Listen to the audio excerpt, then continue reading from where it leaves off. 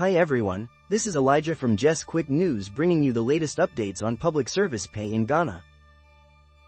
The government of Ghana, through the Fair Wages and Salaries Commission and the Ministry of Finance, has reached a formal agreement with organized labor, including all workers' unions and associations within the public service. This agreement, signed on the 9th of November 2025, covers the 2026 base pay under the single-spine salary structure.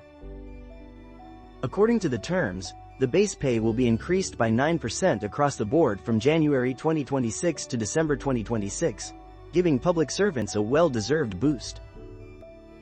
In addition, the government has committed to engage with unions on outstanding conditions of service, ensuring that workers' concerns are addressed beyond just the base pay. Both parties also agreed to regularly engage on the management of the economy, aiming for a balanced approach that protects public sector workers while supporting national economic stability.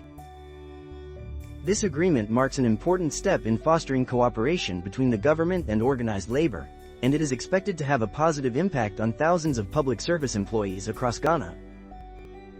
Stay tuned to Jest QuickNews for more updates on how this increase will be implemented and other developments affecting public servants in 2026.